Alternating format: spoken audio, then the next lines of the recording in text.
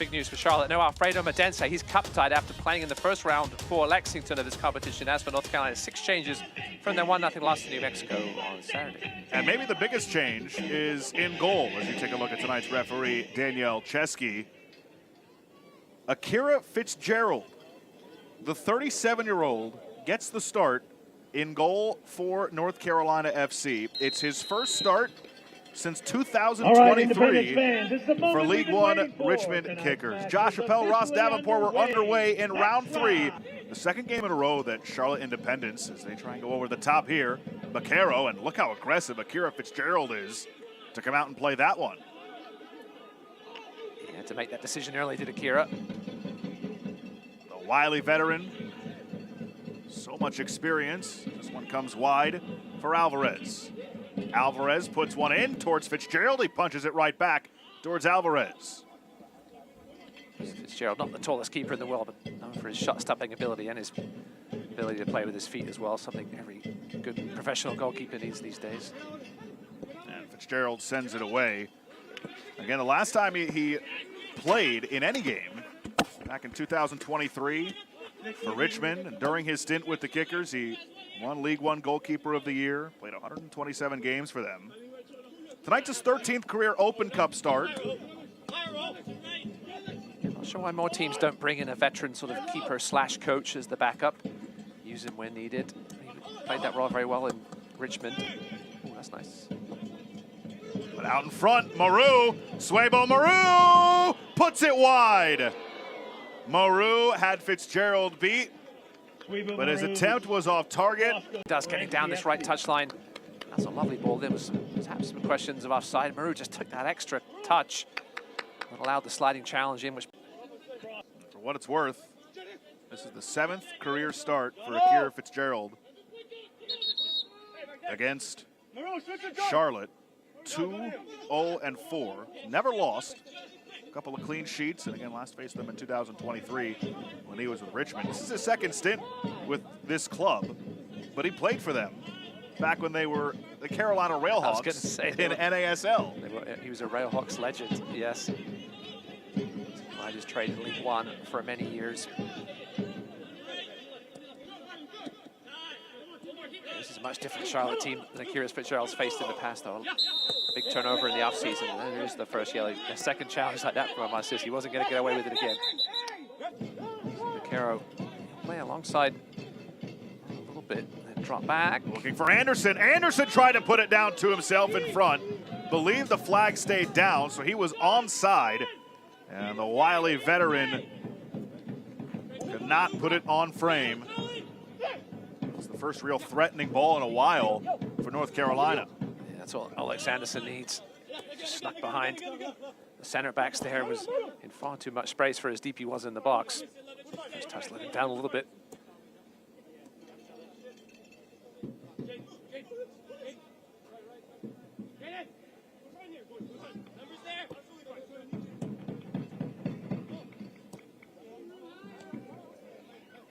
Summersall surveying his options.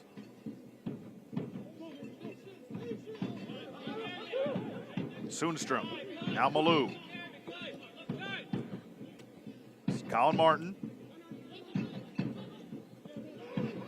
Anderson settles it down. Anderson tried to get it back from the give and go from DaCosta. Summersall is on it after the giveaway. DaCosta turns, fires, Romig corrals. Yeah, the second attempt, that one almost squirted away from Drew Romig. Alex Anderson was waiting to pounce. Good bit of spell of possession here in the final third by North Carolina. Seems like they're starting to turn it on and get comfortable a bit. Yeah, just finding the soft spots. In that Charlotte back line there, it was DaCosta. Decent strike with his left foot.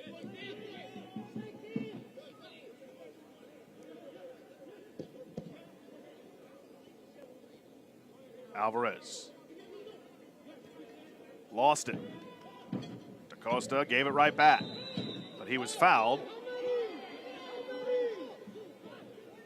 I think at this point, that was North Carolina's bench asking how many before Omar Sis gets a yellow. He already has one. That's why. There wasn't much in that foul. Martin giving chase. Spielman cuts him off. Spielman kept that alive but gave it away. Cervania. Pushed down. Dimick with the not so subtle shove. Somersault again. Alvarez closed in on him. Swabu Maru stepped in front of it and caused the turnover. But North Carolina's right back on it. Perez, DaCosta. From distance, just missed the top left corner. Ambitious attempt and nearly successful for Colin Martin. Shot by Luis Perez. The men in red here over the last 10 minutes or so to cost it. Correction, you're right, that was Luis Perez on the attempt.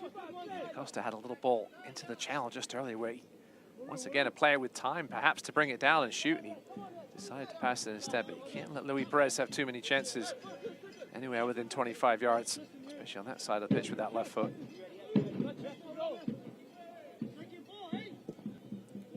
Romick sends it away.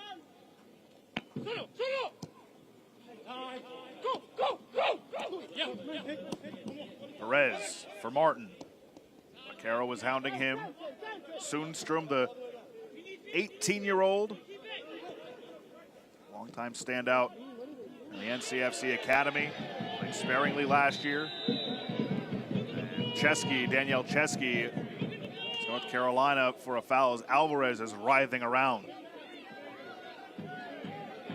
Fans, let's look at our upcoming schedule presented by Courtyard Marriott of Arrowwood. Join us at American Legion Memorial Stadium on April 20th as the ride continues in your independent face-off with South Georgia Tormenta. A rough first touch, and Alvarez got there first as a result. Got there second, and lucky to not get away with the yellow card there because Alvarez would have been off to the races. With single game tickets on sale now at charlotteindependence.com.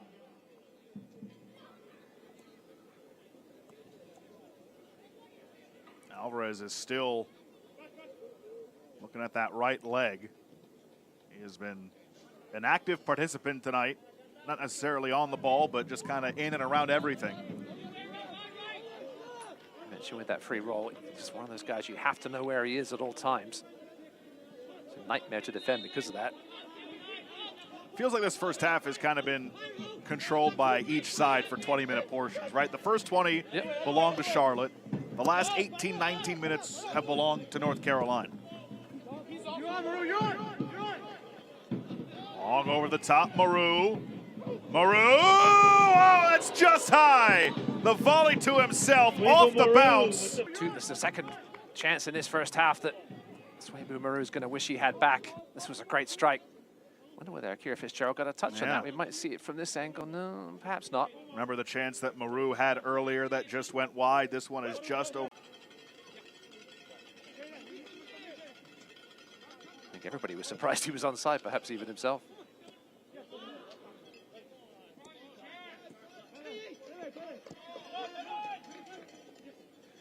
The Alvarez on the ball in the middle. Two players on him right away. Ouch, that's clumsy. Might as well have just said there's one, or not. And I don't know if Alvarez knew, because that was the whistle for halftime. Yeah, a bit of an underwhelming first 45 minutes, not a ton of action. Perhaps Charlotte FC, a potential opponent for either of these two sides in the next round. All right, fans. Danielle Chesky gives the whistle, and we're underway in half number 2, the Dogwood Derby. Let's ride.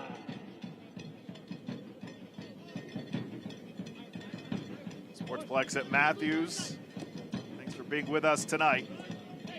First matchup between these two teams since the USL League One Championship final in 2023, won by North Carolina. They won the League One title and they made the jump up to USL Championship, where they made the postseason in 2024. And are off to a 2-2-2 start in league play this season. Charlotte Independence, they're trying to find their footing still in 2025. Thought they had 3 points in the bag at forward Madison in their last league match Conceded late as Alcock catches up to this one. Sends it out in front. Alex Anderson puts it wide. 1-0 early in this second half. What a ball across from Alcock. Yeah, we haven't mentioned Alcock's name much tonight. Decent first touch from Alex Anderson. Just tried to poke it with the outside of his right foot. Just couldn't get enough around it. Keep it inside that far post. Finishing for both sides, just lacking a little bit in clinicality so far tonight. As a result, we're 0-0. Summersall ahead for Anderson. North Carolina's come out on fire in this half. Anderson to his left. Big save by Romig. Charlotte come out in the second half, half asleep. Anderson turns Spielman inside out. A good strike with his left foot. Good job by Romig. You can see him out on the edge of his 6-yard box to cut down the angle. He had to get. Perez, it's low, it's short, and sent away. Cervania retreats to grab it. Alcock.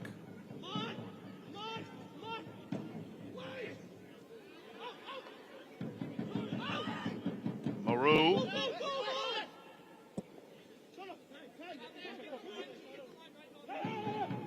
Perez trying to get there. Anderson has Baquero and Maru.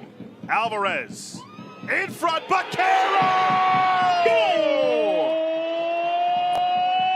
What an answer from Charlotte! North Carolina misses a couple golden chances on one side, and on the first opportunity in the second half, it's Alvarez to Baquero to put Charlotte ahead 1-0. Well, we've seen about as much action in the first 3 minutes of this second half as we did in the entire first half, end-to-end stuff from both sides. The question was this ball going to get through to Baquero? Let's see who it hits on the way through, but here's Alvarez doing the damage. Love it. Alex Anderson had a couple of great chances in the first 90 seconds of the half.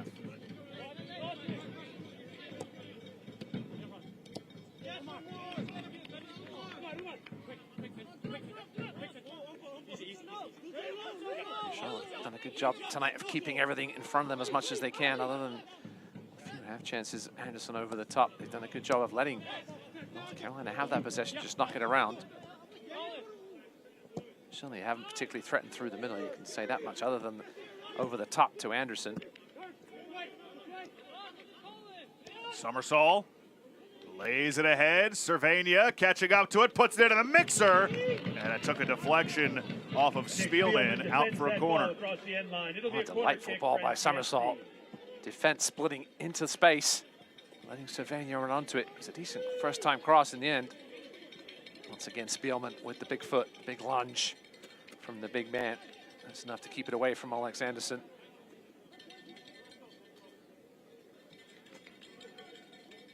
That was the kind of ball we were begging for in the first half. Took a decent bounce. Shot never got all the way through.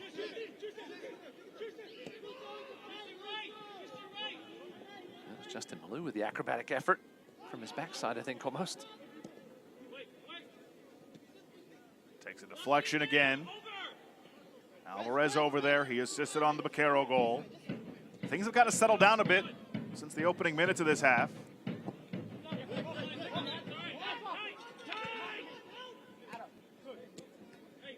I'm just glad to see both teams picking up the pace a little bit.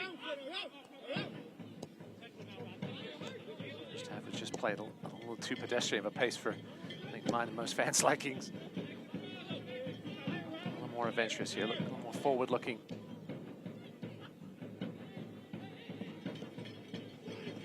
Header just wide. I mean, how close can North Carolina get? Foot of Raheem Summersall. Service into the box. This was an initial pass in to Summersall from to Perez, and that one wasn't far off from Alcock. Drew Momig with it. Kept in by Alvarez, or was it? No, it'll be a throw-in.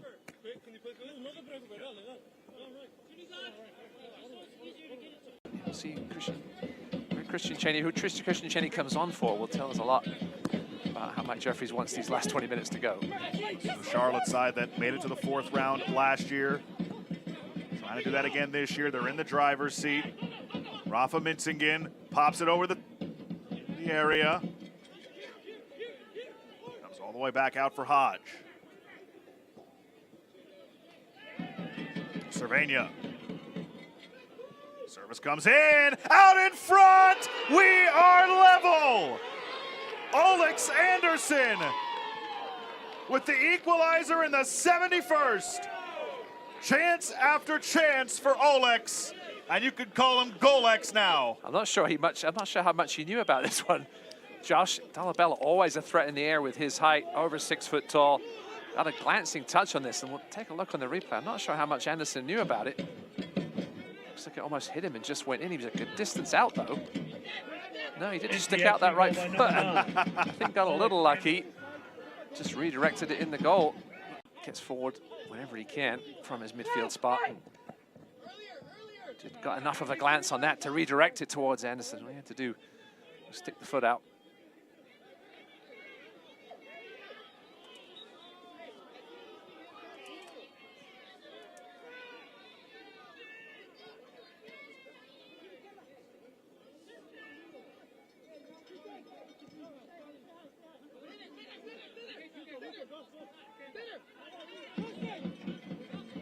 Both teams getting ready to make substitutions.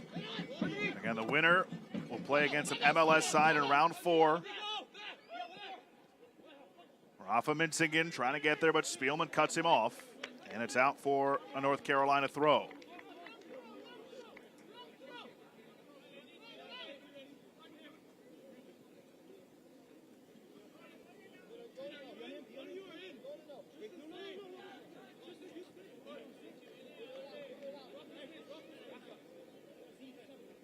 Portland Hearts of Pine have pulled one back against Rhode Island, 2-1 there with 20 minutes to go.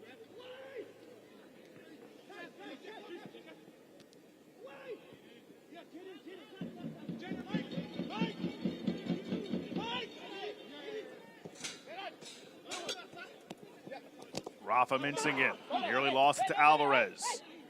Second half sub, gets it out to Maldonado. Maldonado puts it towards goal, and there's 2! What a ball! What a finish by DaCosta! In a matter of mere minutes, North Carolina FC have stormed in front to take the lead. Mikey Maldonado doing exactly what he was brought on to do, providing quality chances for his teammates. DaCosta with a lovely finish.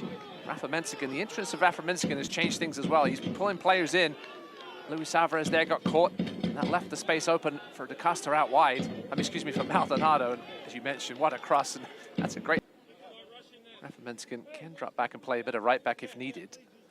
See if they go to a 4 at the back to try and hold on to this lead. We'll keep an eye on it when we get a look. And again, worth remembering, no Paco Craig, no Connor Donovan, no Ezra Armstrong tonight. They've got Malou making his first start, playing his first real bulk of minutes with North Carolina tonight. So we'll see tactically what John Bradford does and how he adjusts. In the meantime, 2 goals from North Carolina in the 71st and the 74th have put them in the driver's seat here to advance to round 4. Need to mention Christian Cheney on in pace of Swebu Maru. Straight swap up top. Cheney forward. Central Valley Fuego forward, Madison man. So great with his back to goal. Has a knack for scoring big goals late in games. We'll see if he can pop up here. Anderson out in front. It's 3.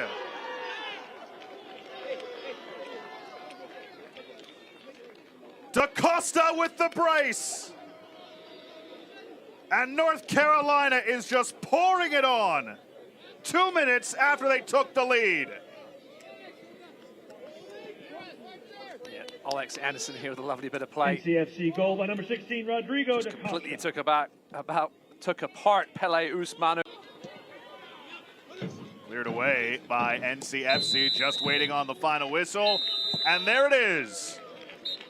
North Carolina FC are through to the next round of the Open Cup. They win this edition of the Dogwood Derby.